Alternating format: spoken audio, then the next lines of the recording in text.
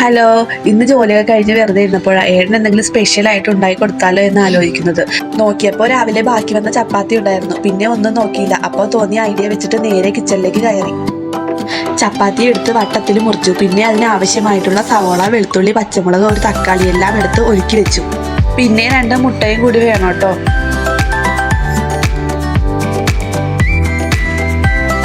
ചട്ടി അടുപ്പത്ത് വെച്ചു. ആവശ്യത്തിന് വെളിച്ചെണ്ണ ഒഴിച്ച് കടുക് പൊട്ടിച്ചു. പുറകെ വെളുത്തുള്ളി ഇട്ടു, സവോള ഇട്ടു, പച്ചമുളക് ഇട്ടു, ആവശ്യത്തിന് ഉപ്പും കൂടെ ഇട്ട് നല്ലപോലെ മിക്സ് ചെയ്തു.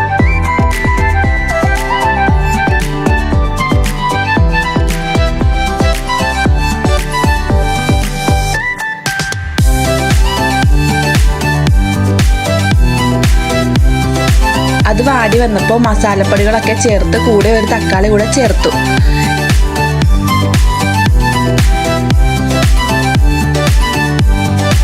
ഒരു ഇത്തിരി വെള്ളം കൂടെ ചേർത്ത് ഒന്ന് തിളപ്പിക്കാൻ വെച്ചു. തിളച്ച് വെള്ളം വറ്റിയപ്പോൾ 2 മുട്ട കൂടെ ചേർത്ത് വേവിച്ചു.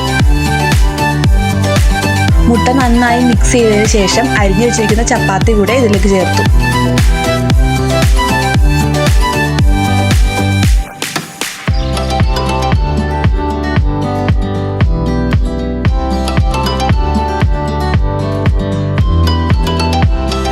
പിന്നെ കിച്ചണൊക്കെ ക്ലീനാക്കി. ദേവുട്ടിക്ക് 2 ദിവസമായിട്ട് ഒരു ജലദോഷമൊക്കെ. അപ്പോൾ ഒന്ന് ഡോക്ടറെ കാണിച്ചേക്കാമെന്ന് കരുതി. ഡോക്ടറെ അടുത്ത് പോകാൻ റെഡിയായിരിക്കുക പപ്പയും മോളും.